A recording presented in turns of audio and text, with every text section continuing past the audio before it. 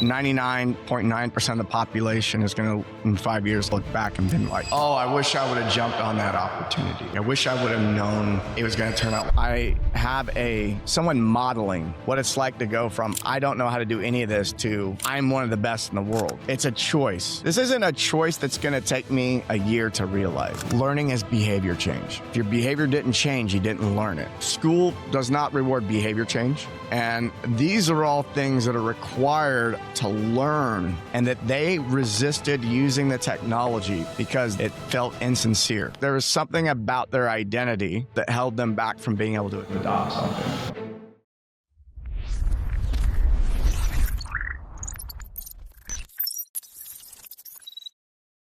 It's the slowest it's ever going to move right now, and it's insane. And you've got to be really engaged with it wholeheartedly right now. And I think that what I notice is most people are experiencing some type of fear around it, or they don't quite understand it, and so they're not fully engaged with it. And I think that 99.9% of the population is going to, in 5 years, going to look back and been like, oh, I wish I would have jumped on that opportunity. Like, I wish I would have known it was going to turn out like this, because I would have behaved differently.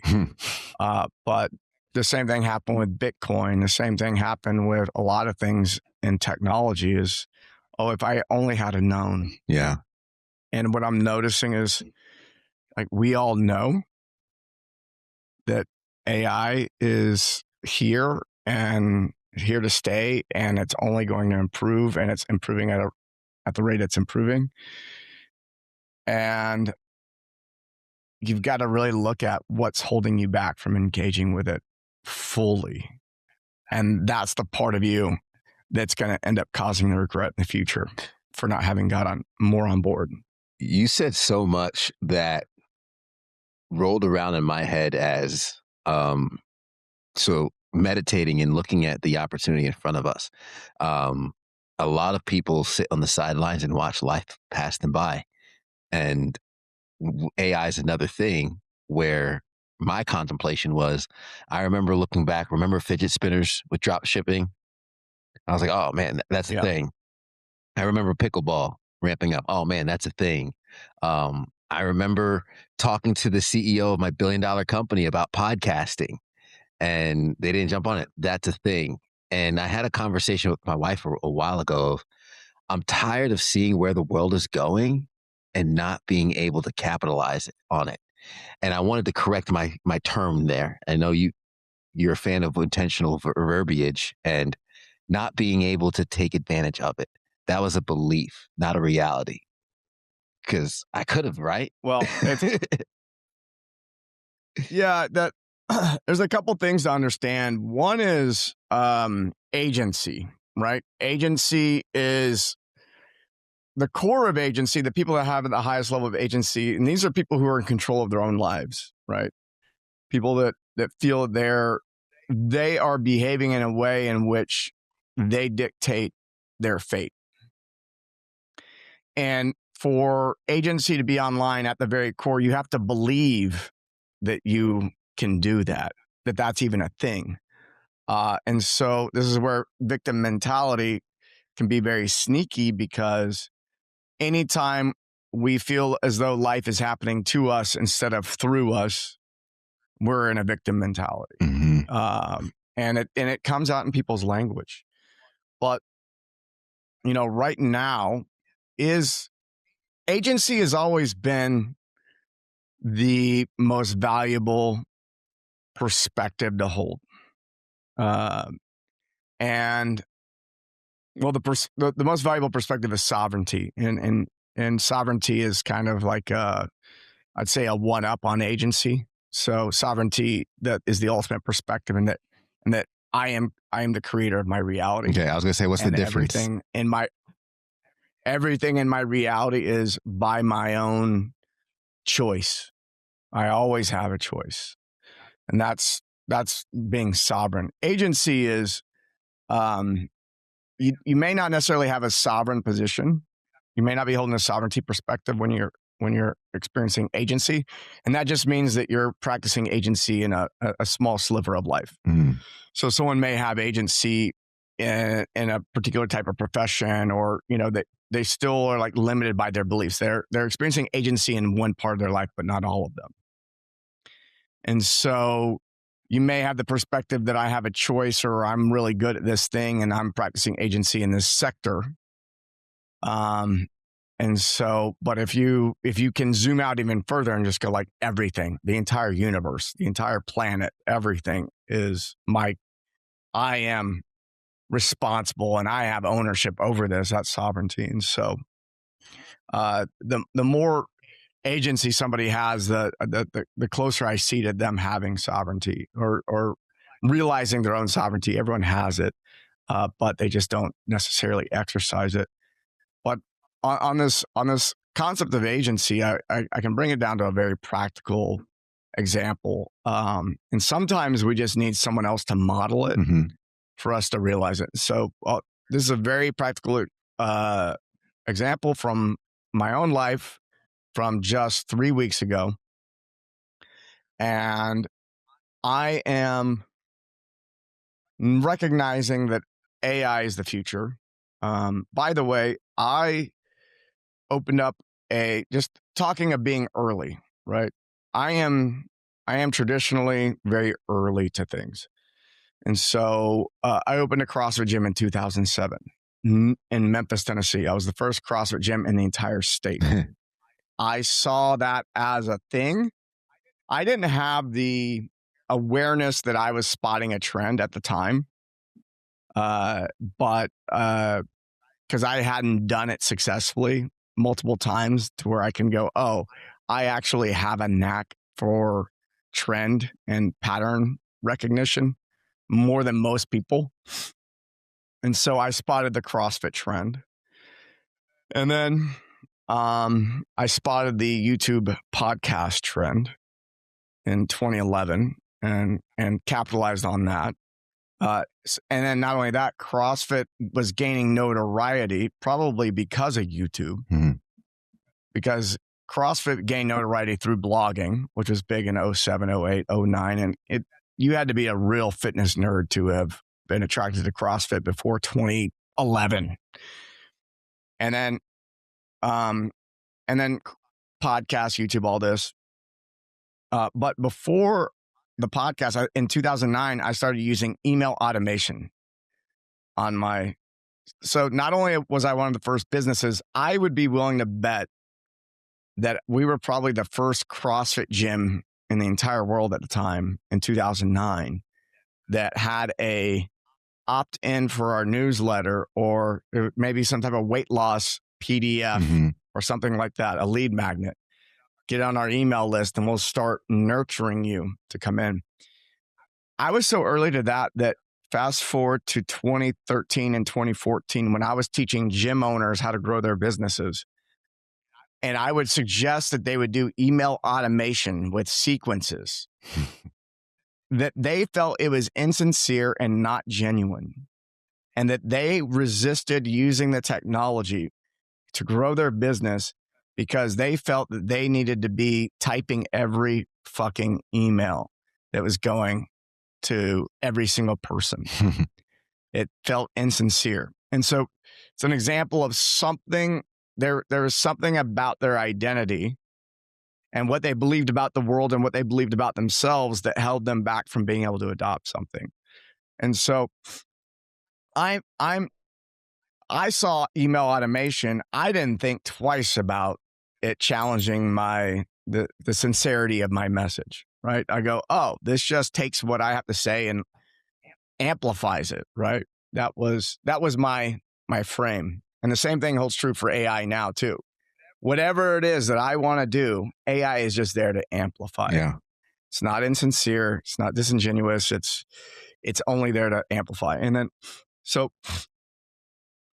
fast forward, it's 2026 now. We've had pretty, decent AI models running for over 3 years. And, I'm playing on a lot of different models. I'm on ChatGPT, Claude, Gemini, Grok, started playing around with Manus, which I really love Manus a lot. Downloaded that today. Anyone? I downloaded that today. I got an email from somebody. I wonder who that was. Yeah. Thank you for the gift. Yes. Yeah, you're welcome. And so I'm playing around with all these. I am consistently, I'm in like a really great position to learn about AI right now because my job is consulting, which means that consulting calls take up maybe 20% of my weekly schedule. And the rest of my, quote unquote work day is really up to me to decide what I want to do with my attention, which is rare, but I put myself in that position. And so I'm learning about all these things, and I was implementing it with my clients in certain ways. And then I go to this gathering and I meet this guy, and I'm sitting across, I'm playing a board game, and we have like we have a dude's night every Wednesday night. There might be a dozen guys there at a time. And we, 5 of us are playing this board game, and this new guy sitting across from me, Pedro is his name. And I think Pedro is going to be famous, so I'll drop his name now so I can refer back. I heard it here first. That's right. So I sit across from Pedro, and he's telling me about what he's doing with AI. He's in his early 30s, a bit younger than me. I pay attention to young guys in tech, and he's sharing some stuff, and I'm going, okay. So he invites me over to his house. I run into him at another party 3 days later, and then he invites me over to his house. He wants to show me his setup. And he shows me everything he's building and how he's building it. And he says, 6 months ago, I couldn't code. I'm not an engineer. I ran a marketing agency. And I have committed at least 2 hours a day to education. 99% of the education is YouTube videos. And then I spend 3 to 4 times that amount of time every day building. And he is building a really incredible business. And he has been able to let go, lower his startup costs considerably because he's let go of a lot of people. Wow. I think he had a team of maybe 10 people. And I think he's down to a handful right at this point. And the reality was he was waiting on work to be done from people. They had the task on their plate for 2 weeks. And then he went and just did the task better than they could have done it. And, he just did what he had already delegated and paid for them to do. And he goes, why am I paying you? Like, you should have been using the tool and gotten this done for me sooner, right? So high level of agency. And I'm sitting there and I go, it was a good 3-hour hang. We talked about life and other things too. It wasn't just business and coding, but the thing that struck me was he didn't know how to code, and he's building websites from scratch. He's building voice automations to do phone calls with his clients. He was doing about as complex of a build as you can do with no experience, but just high level of commitment and belief in himself. Mm-hmm. And so he had an OpenClaw on, he had a Mac Mini on one desk with its own monitor and mouse and keyboard. He had an OpenClaw operating. He had Claude code running on his other desktop. And I walked out of that room and my jaw dropped while I was there. I went home. I went to sleep. I woke up the next day and I go, oh, I can do way more with technology than I was giving myself credit for. I was seeing that people were creating some really extravagant things, and I just assumed that they were engineers who had gotten a hold of AI and they know how to use it at a higher level, which is true. If someone's been building things for a long time from an engineering perspective and coding, they do have a leg up, but not that big of a leg up. The gap has gotten really small.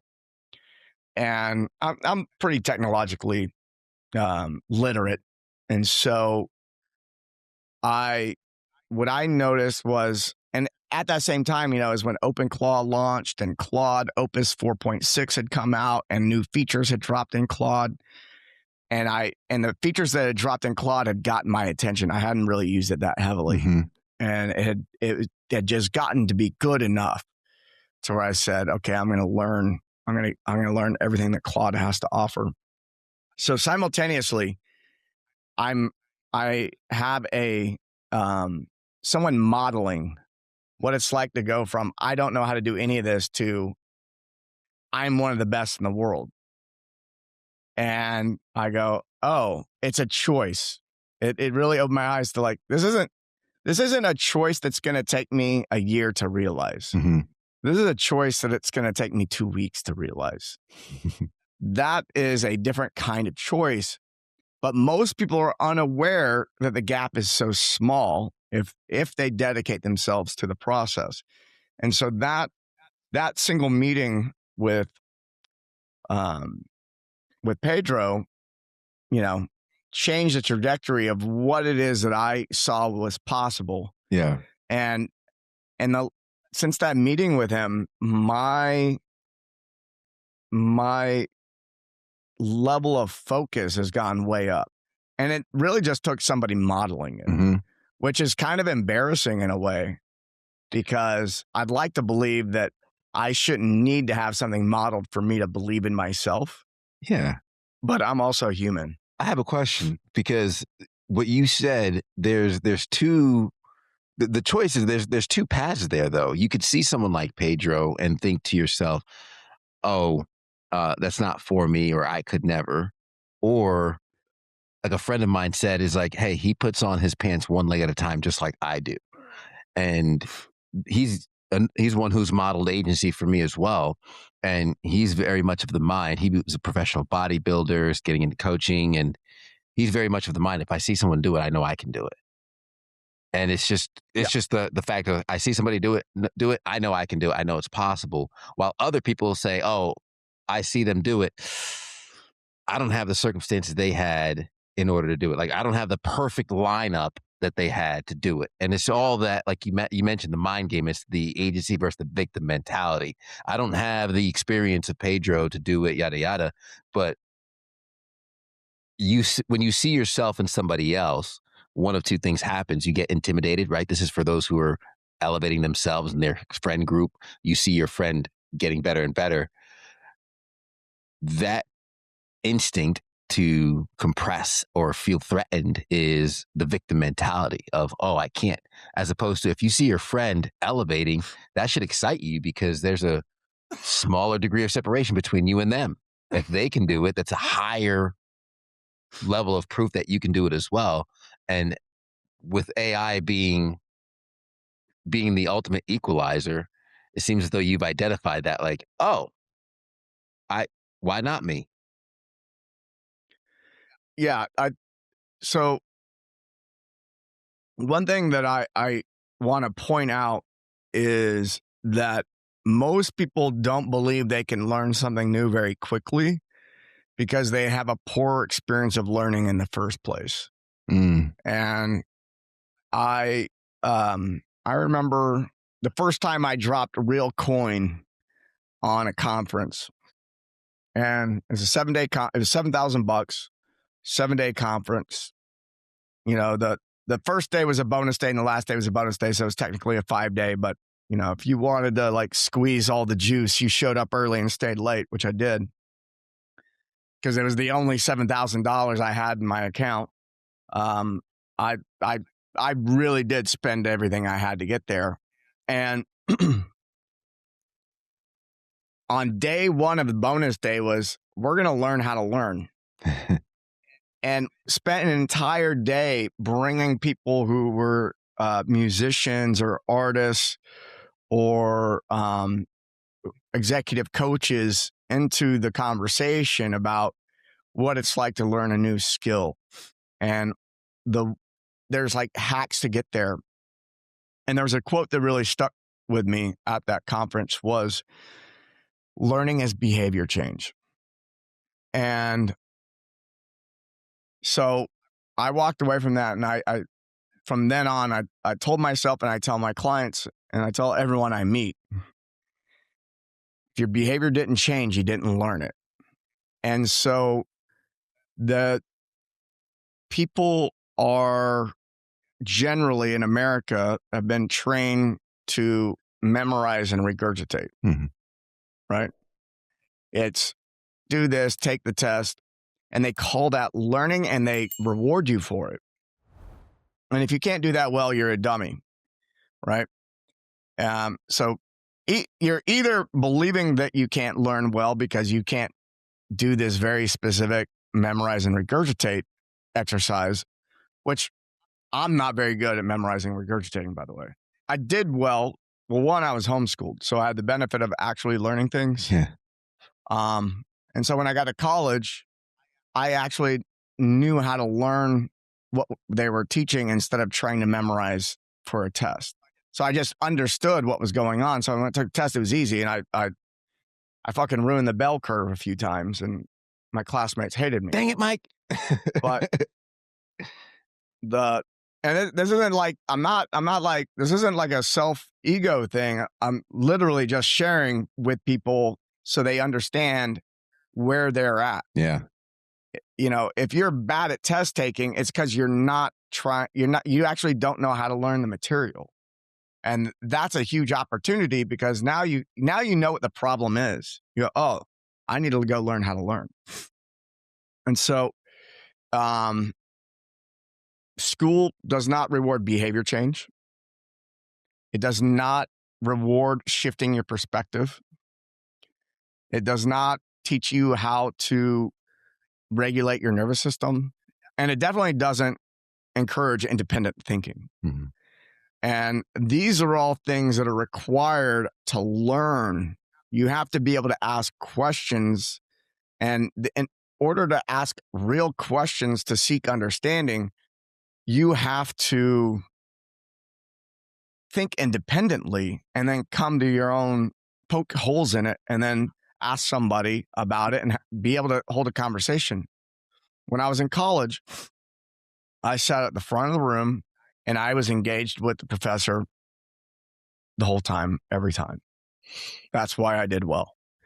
And it's because I was thinking about what they were teaching instead of worrying about some test I was taking in the future. I never was concerned about the test. Do you think that the interest in the subject determines that learning, right? For college, a lot of kids are more school than college, because college, you get to pick your major. You have some form of quote unquote choice of your curriculum at some point.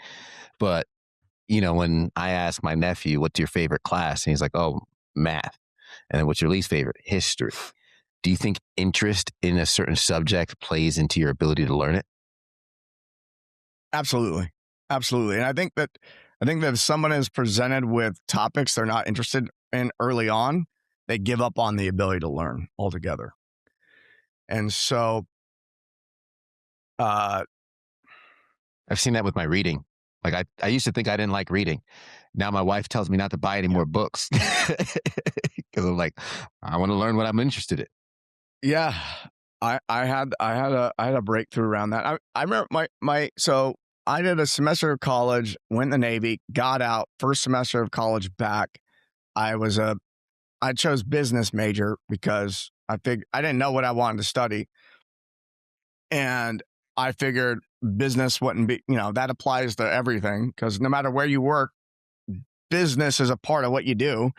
So it made sense to me. And I remember stepping in my first accounting class, which accounting is fucking addition and subtraction, y'all. It's not, it's nothing.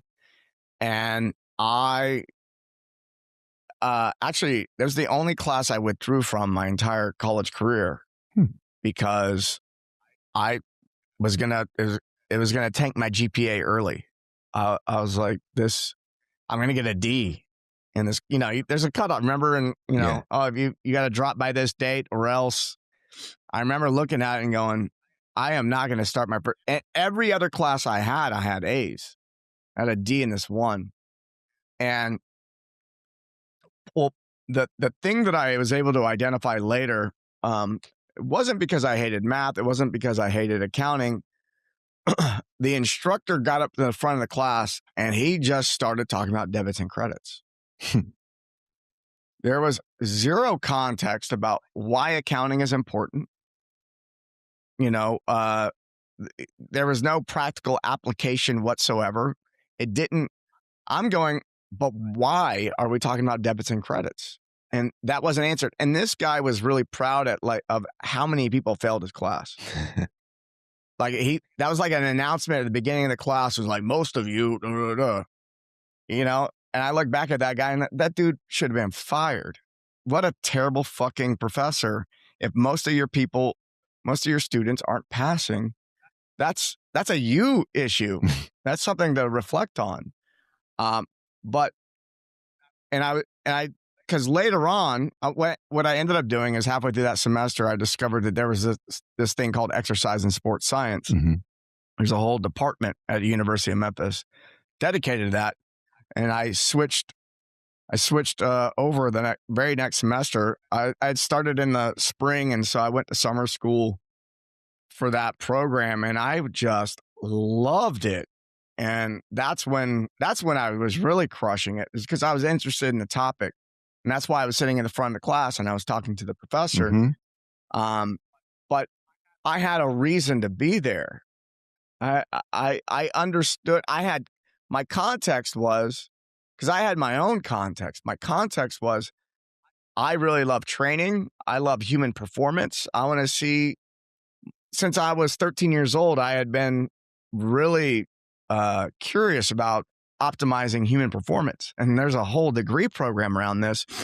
And my VA, the veterans benefits were paying for all the education. I'm like, man, I can't believe I get paid to be here. Yeah.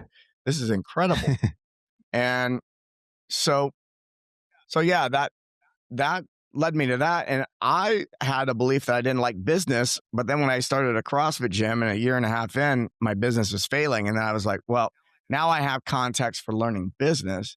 And then all of a sudden, fast forward another 4 years, I'm teaching business to other entrepreneurs. And so it's not always like, I think that like when I have kids, it's going to be, follow your interest and what are you curious about? Let's go learn about that. History, we're flying over to Europe and we're going to go walk the museums and cathedrals. Yeah.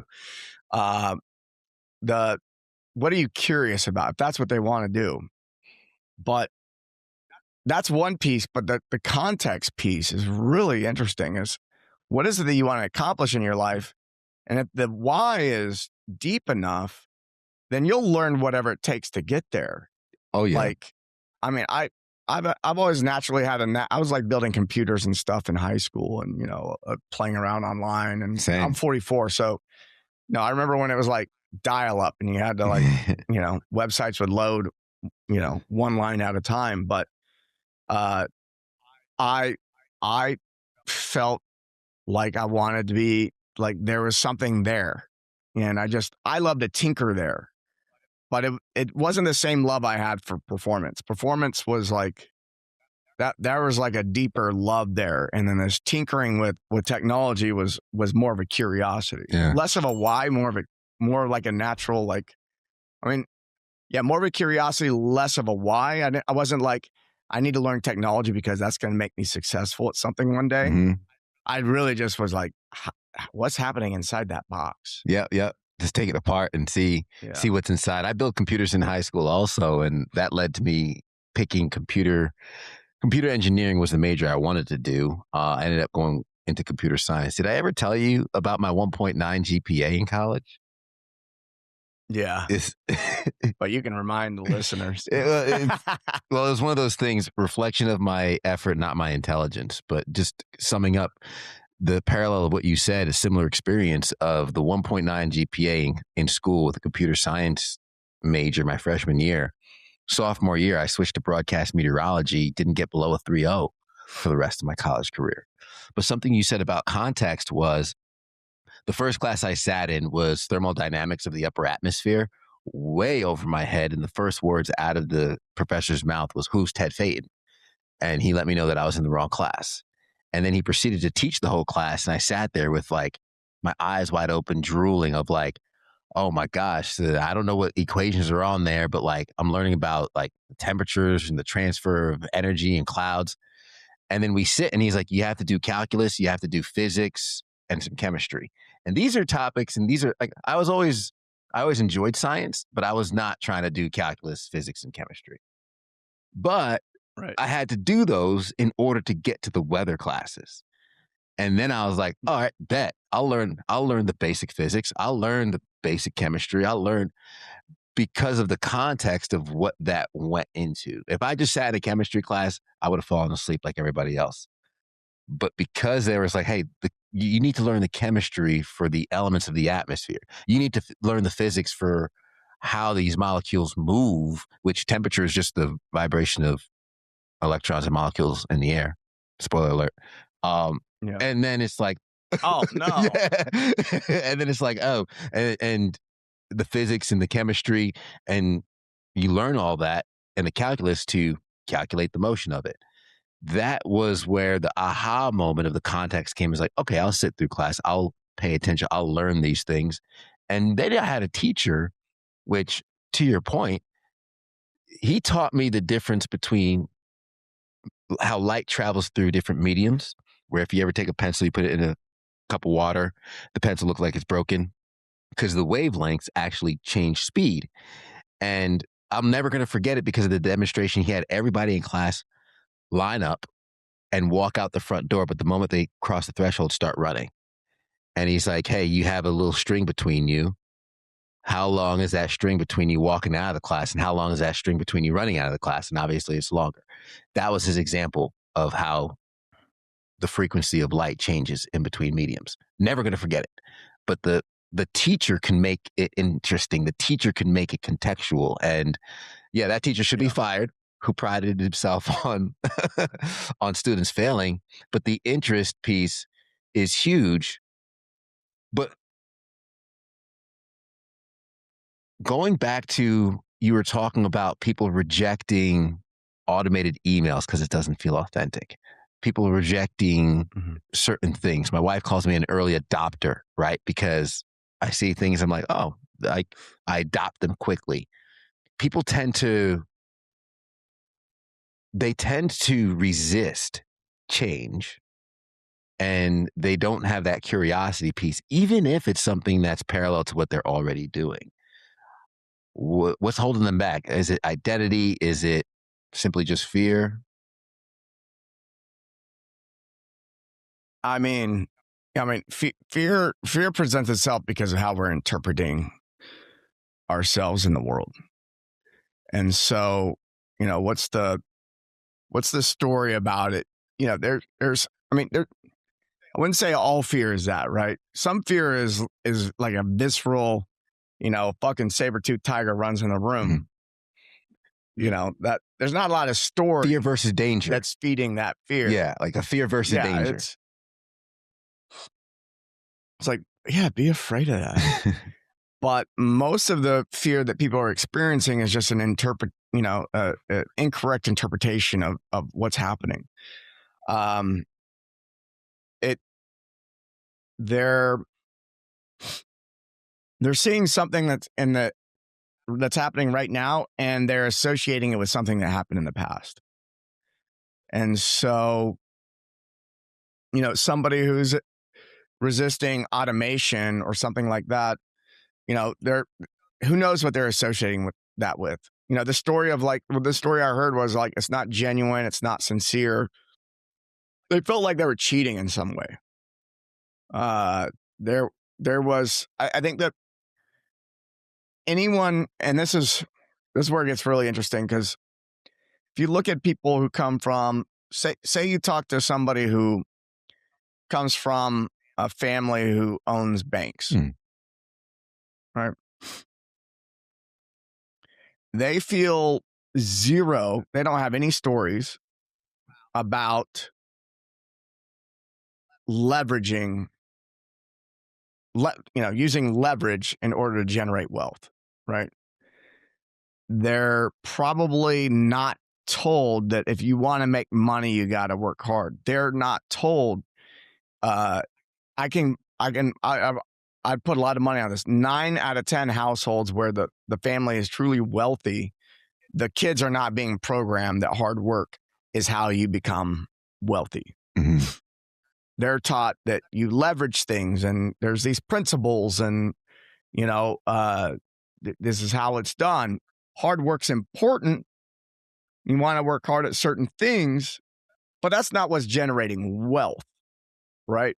But you take a blue collar kid, you and me, I grew up blue collar, you grew up, blue collar. Neither one of our families had a lot of money. Mm-hmm. And so what's the story that we were taught? Well, you got to work hard in order to make it. Life's hard. Get used to it. Calloused hands hurt back. Yeah, I still have calloused hands. The story is that if I don't work hard, that I'm not worthy. My self-worth is tied to how hard I work.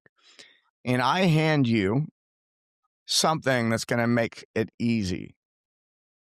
Your nervous system is going to go, danger, this guy is threatening my self-worth. This advice, this technology, this tool is threatening my self-worth. I want to be worthy of the money I make, so I have to make it hard. I can't make it easy. And the funny thing is that is a primary story that's running in the background, maybe not even consciously. It's not like they're aware that that's happening. 95% of your thoughts, probably even more, are running the show without your awareness on them. So all you know is that you have this feeling, and then someone goes, my intuition, which is not their intuition, it's their fear, is resisting this. And now what happens is anytime your body starts resisting, your nervous system starts resisting, you start getting tunnel vision. So the number of thoughts that you can be aware of and opportunities shrinks down. What's a viable option in this situation comes down to one or two choices. When the reality is the amount of choices that are available to you are infinite in any moment. Yeah. But you become binary. And there's a concept in CBT, cognitive behavioral therapy. This comes from psychology, which is black or white thinking. And so when the nervous system becomes stressed, we get into black or white thinking. This is why in politics, people go, I got to be blue or I got to be red, because there's a constant fear-inducing narrative that's being fed into the collective that's forcing people into one of two camps. If you're an independent thinker and you're like, there's some things I like and things I dislike, people will fucking attack you for that. Oh, yeah. Yeah, they will. You'll get attacked for that. You'll get canceled for asking a question. And that is indicative of somebody being hijacked. They're no longer making a choice. They're running a script that they didn't write. And so that's how, some people who are independent thinkers, they catch some flack for calling other people NPCs, non-player characters. But, kind of true. I'm not going to say someone's an NPC, but I might say they have some NPC tendencies. Mm-hmm. And so, sometimes I become an NPC, not nearly as often as I did when I was younger, but that's an example of how a story from the past is associated with something happening present that doesn't seem like it's any shape or form like it, but deep down, your body is trying to conserve energy and trying to minimize the amount of choices that are available to you. Mm-hmm. And so this is one reason. I'll just throw this in. This is why psychedelics are so widely used amongst people in Silicon Valley, people who are needing to think outside of the box, is because in a deep enough psychedelic experience, the amount of the filters, the stories, they fade into the background, and you start seeing the infinite choices that are available. Mm-hmm. And you go, oh, I only thought there were 2 choices. I see 100 right now. Oh, let's play around. Where does this one lead? Where does this one lead? What are the possibilities? And it becomes very playful about what it is that you can do. And in those spaces, it's really powerful because the nervous system is chilled out, and then you can make new choices and rewire it consciously. Most people do a poor job of integrating those experiences. They have a really great experience, and then they get out, and then they kind of like, I'm going to make a new choice, and then they forget about it like it was a dream. Mm-hmm. And they go on about their life like the way it was. And so I'm not a big proponent of people doing psychedelics just to have the experience, but to do it inside of a container where there's solid integration happening with a guide, someone guiding them through it. But that, getting back to the topic, anytime stress or fear, and stress is just another word for fear. It's a way of like lying about our fear. Anytime that comes up, we get tunnel vision, we reject new things, we find comfort in the way that things were. But the reality is what happens is people reject the change that's actually, they reject the reality of change that's existing. And then when enough time goes by, they get slapped in the face. Yeah. And they're like, oh my God, it all changed. It felt like everything changed all at once. It's like, no. It was changing the whole time. Your perception of reality got locked and frozen in a moment in order to try to make you feel safe. But it only kicked the can down the road for what was inevitably happening. And then at some point it becomes undeniable. And I think that's how a lot of people end up on the side of the road begging for money. Oh, man. Yeah. Just like all at once. You just missed the signs. You tried to stay safe too long and didn't jump in time. Yeah. How do you, because I want to talk on how people could reprogram themselves and take the path less traveled, if you would, prevent themselves from ending up on the side of the road begging for money, and look at where the world is going. And you mentioned behavior, and something I've noticed about myself in the time we've spent together, and you let me know if I'm wrong in your perception, because one can look at themselves and have a certain perspective. I'm curious as to your perspective of our time together, if my behavior has changed, because you mentioned spending Bitcoin on the conference, and invested the most money I've invested into an actual program, an actual infrastructure into my business, into growth. Seeing the change in my wife's openness to it, and things that I've let go of, habitual, like small things, like I go to the bar to watch a game. I need a beer with my food. I don't drink anymore.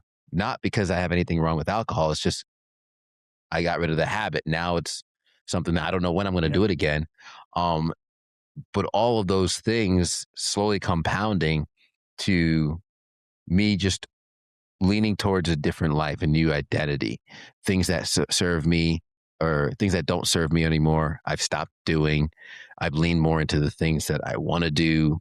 So I'm curious, this is a 2-part question. If your perspective, if you've noticed a change in my behavior in the time that we've spent together, and perhaps some insights onto how the audience can slowly change their behaviors to embrace some of the changes that's happening around them. Ted, my opinion of you doesn't matter. Fair enough. That's I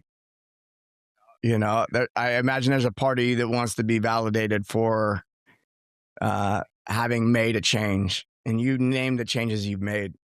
Like, you tell me what's different. Oh, man. Okay. So mindset, risk. I've leaned into risk more than I have ever before. And I'm not going to lie, it's been scary, but there's also power in it. reflection, slowing down. That's been a big change. I used to be go, go, go, go when given the option last week of, man, you got 45 minutes. Are you going to try and get some work done? Or are you going to sit still and meditate? And I chose to sit still and meditate. I went in my room, and at first it wasn't dark enough. So then I went in my closet and I'm in a dark room. Closet meditations are the best, y'all. So I was like, oh yeah, this is what I needed. And for that, it's also signing up for high rocks races, endurance races, forcing me to run, and navigating a lot of pressure that I've been very proud of to handle I call it raw dogged, because when I decided not to drink anymore, then not smoke anymore and everything, my wife's like, are you okay? Lost a friend, taking over the estate, handling work, demands increasing and business and stuff. And I'm like, I'm just raw dogging it, baby. I'm good. Like, I don't need those things to manage life anymore. And I'd say that's the biggest change for me is I am under the pressure, but feeling it, absorbing it, and letting myself, it's almost like a stretch, lean into it, take a deep breath, and like, let the body settle into it. Yeah, you said something about life there. You don't need those things to, what was it? To really to deal with it, and I don't have to pacify it anymore. Yeah. I mean, what you become more present to is your feeling world. So you're okay with feeling now. If you're needing to smoke or drink on a regular basis, like, I don't like how I'm feeling right now, let me poof poof. I don't like how I'm feeling right now, let me have a drink. By the way, I also have no problem with drinking and smoking. I've had one alcoholic beverage so far this year. It was like, eh. I do like cannabis. My rule with any substance is I must be in a celebratory mood. If I'm not in a celebratory mood, I like that, then I don't use it. I try, anyone who knows me, they're like, yeah, my like substances here and there. But it's a celebratory mood. Never like, I had a rough day, I need to like tie one off, you know?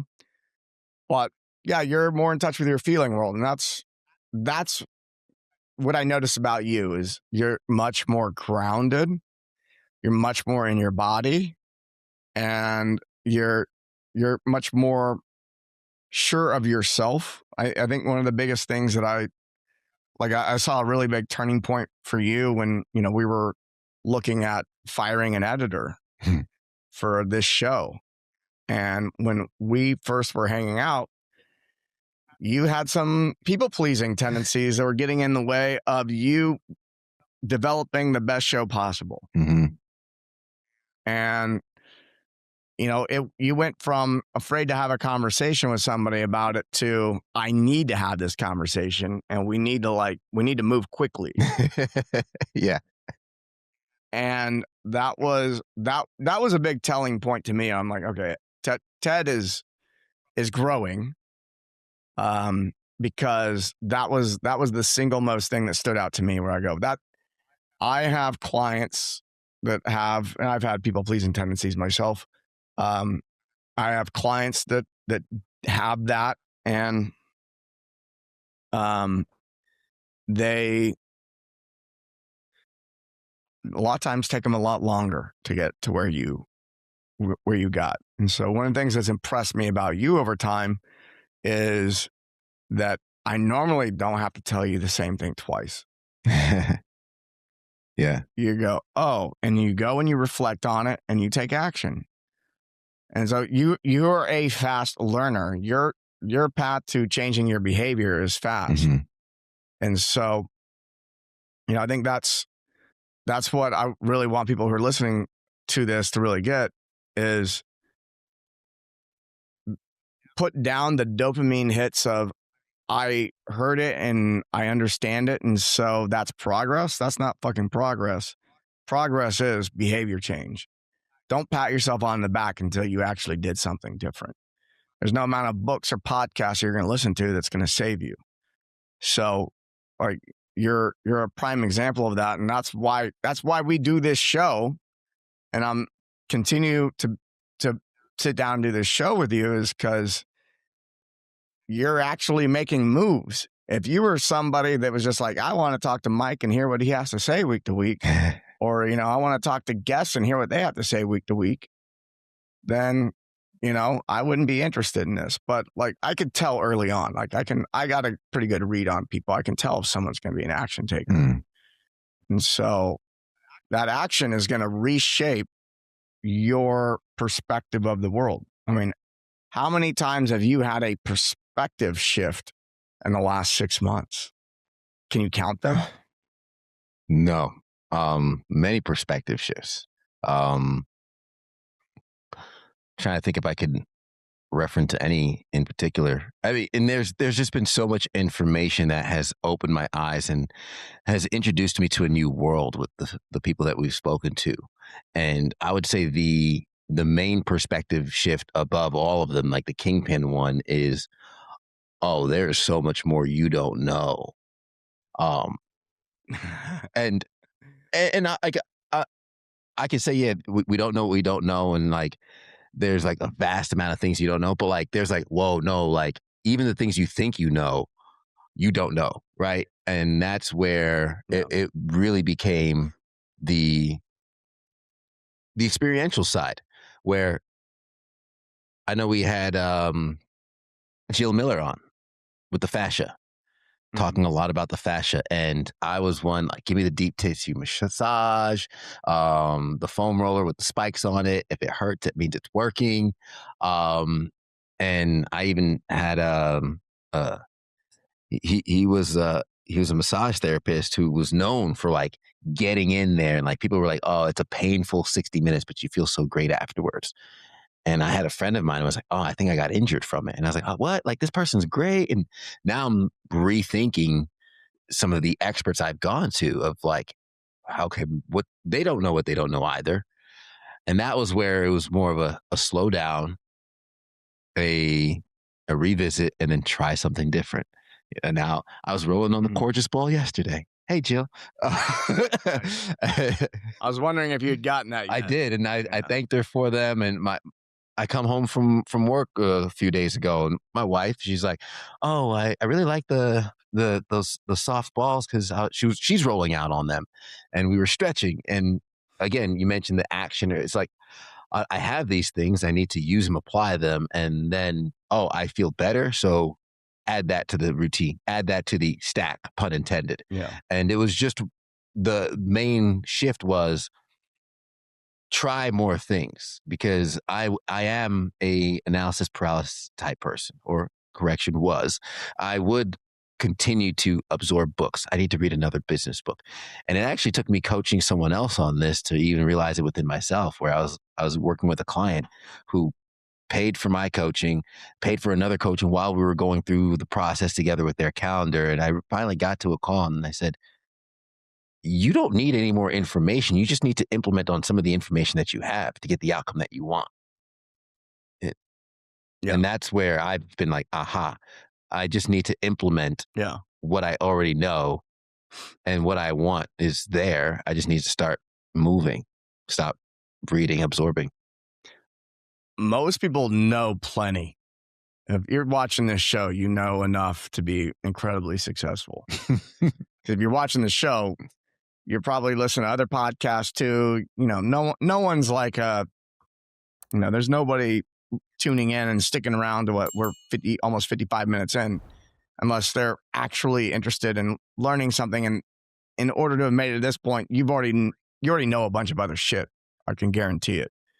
So, Michael Anders talked about on the show is, have a mentor, have peers, and have a mentee. And, if you're mentoring somebody, you're going to see it in yourself. One of my clients a couple months ago was coaching him through something. And the very next day I woke up and I go, oh man, I was coaching myself. I'm like, I'm always coaching myself. right? I'm coaching myself through my clients all the time. And so I'm mentoring my mentees through my, to myself, for myself. When I'm being mentored, I'm mentoring me through them. They're like, this is one of the perspectives that I hold is, we're all one and we're all connected, and everything, even, somebody who cuts me off at the red light and throws me the bird, in some way that was for me, what's happening here? What's that reflecting back to me about, how I'm perceiving reality? How am I showing up? Like Jesse Elder said, there are no accidents. No. And that's another belief that holds people back, is they believe that like there's coincidences or there's luck or any of these things. I'm going, no, that I have seen enough. I've been paying attention long enough. I think that's one way that wisdom is. You ever meet someone who's like 70 years old and they're still just dumb as a rock? No wisdom. Yeah. But then you meet somebody who's like 50 and you go, wow, they're so full of wisdom. I think that there's this idea that like wisdom just comes from experience and from living life. And the way I've thought about it is wisdom is gained by paying attention over time. Yeah. And most people just aren't even, time's passing and they're just not even paying attention. So my job is to really every single day, every single hour, minute, second, am I paying attention? Am I seeing the patterns? Do I see myself? Do I see something in my life repeating? Is it something I like? Is it something I don't like? Do I see a pattern I don't like repeating? Wow, this really reminds me of the time I did, this was like 5 years ago. It's like, shit, I didn't learn from that. Or I didn't learn to the depth that I'm about to learn right now. Maybe I learned a layer, but there's another layer of the onion to peel back and go a little deeper. I've learned to never assume that I've learned the lesson. My behavior may change, but I've revisited the lesson feeling like, didn't I learn that already? And yeah, I had learned it, but not to this degree. I'm getting a deepening on it now. Yeah. Back to the all original point of we know enough. It's just taking the actions to start pulling that different reality in. And to be transparent and the shift you mentioned, really not being in the victim mentality, I had to forgive myself for the choices I've made in the past. And I don't know if that's valuable to anyone listening, but it's one of those things where you pick a different route. And I mentioned earlier, computer engineering, and one of the top paying careers right now, computer engineering. So there were no accidents, right? And for a lot of folks who ruminate and sit there, I know what that's like to think, oh man, did I make the wrong choice? Well, it's too late. The choice was made. Now just make it right. Yeah. I'm complete, man. Yeah. You have anything else for the audience? Nice.